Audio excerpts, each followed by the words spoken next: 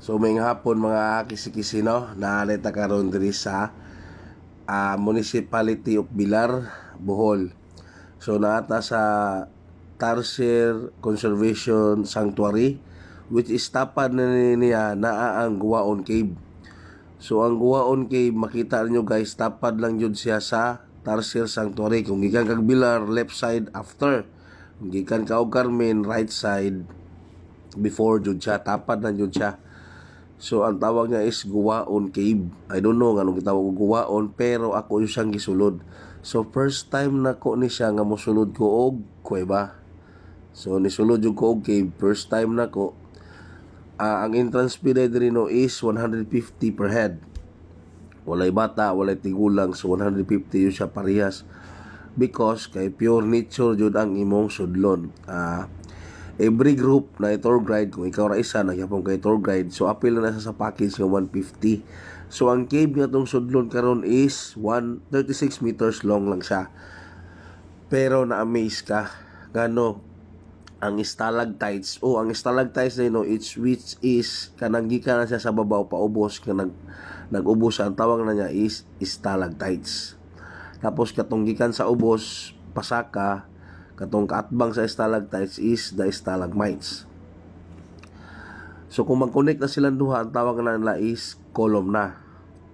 So dili mo makita nga buhi pagyud kay ni siya nga langob o kuweba.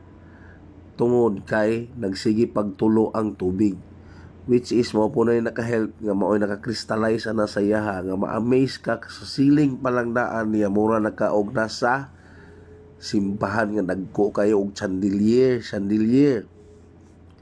kay pirtidong tag-asa og perting putian, naka-crystallize lang siya. So ang instruction diri is bawal mo gunit, kay ang kamot na to is oily, so na possibility pag bugunit ta na-infected ang bato, so dili na siya mabuhi, mamatay siya.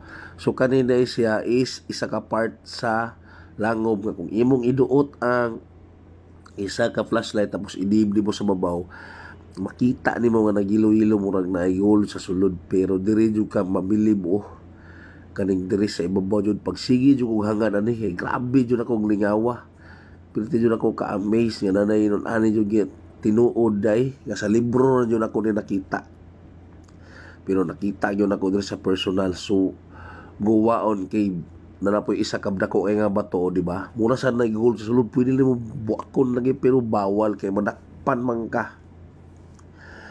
So diri sa sulod daghang mga rock formation sa stalactites ug stalagmites. So na klase nga mga formation na Buddha, mura siya si Buddha, pictured doon niya. Nasa angel wings nga makita nyo nimo nga mura siya angel wings, so siya nga padung na siya mulupad.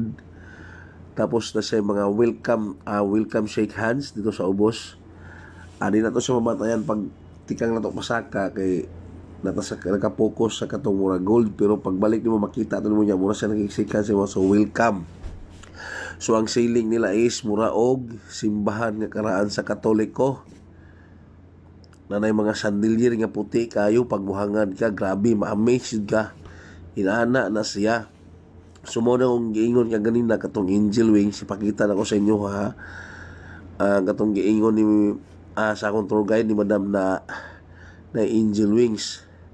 So kani siya, isa po ni siya sa bato, so daghan sa klase-klase nga bato nga inulit ni mong flashlight, mag gold siya lamin na kinalaon, pero dakpan ta sa man gold, kung priso na ka, di ba? Hayahay kayo sila, magka-benepisyo sa ibuha, di ba? So magpakabuhi ta, di ta maghilabot, kay bawal mo yun siya. So mao na gitawag kong angel wings, o di ba, muna siyang pako nakapalong na sa bulupad. So diri na sa side daghang sa diog balin sa sayaw nga langgam, di ba? Mangita pa ang uban kay kwaon to yang laway nga himog sa kahimo ng bird's nest soup, daghan sa sa sulod, pero dili na sa dapat hilabtan kay ila man ang breeding site. So bawal manghilabot diha sa ilaha, kay dili mas lang kaitlog ug wala to ilang sala kung imong gikuha. So dili na to sa hilabtan ha, kung makasuroy mo diri ha. Guwaon Cave, Bilar, Bohol, after sa man-made forest o sa Tarsier Sanctuary. So nagbreeding sila, ang duha ka langgam na to pwede hilabtan, bahalang maglaway-laway sila nagmayo, ilang himunog sala, pero di man ta pwede manghilabot. So kana na akong gi-focus is mura sag si Buddha nga naukit siya sa bato. So nagkristal pa ang lawas na niya.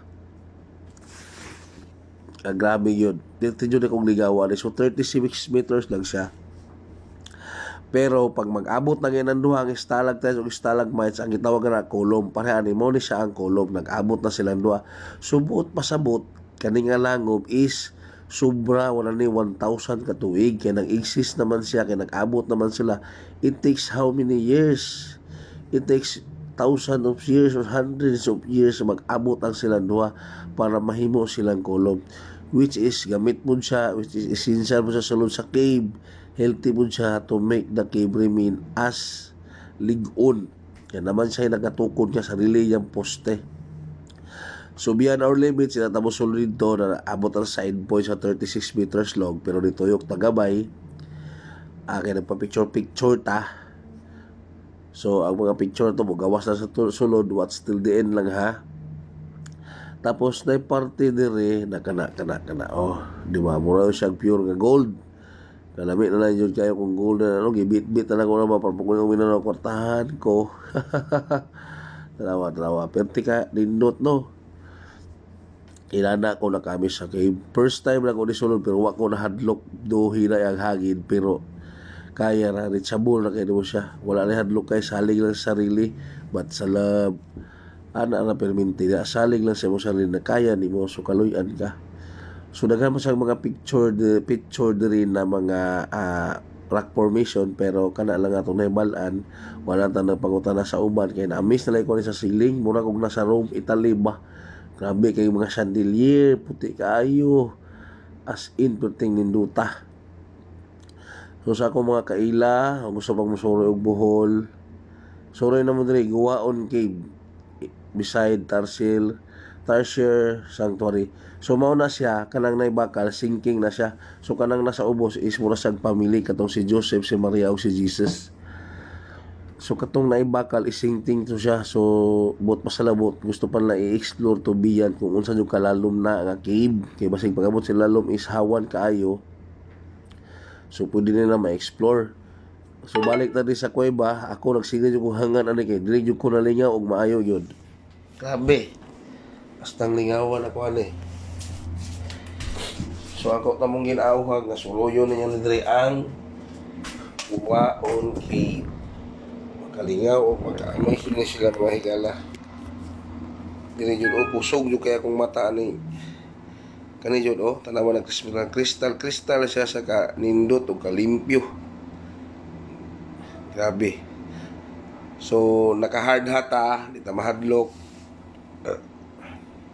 Pero mag-amping na yung ta kay danglog ang ubos ha. So ayaw mong kalimot dire, suroy taon mo.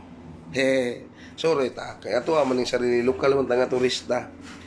Pero para makakita mo ka sa wala pa gusto adventure sa wala pa makatesting og caving, so naay dili ta taas 36 meters long na cave.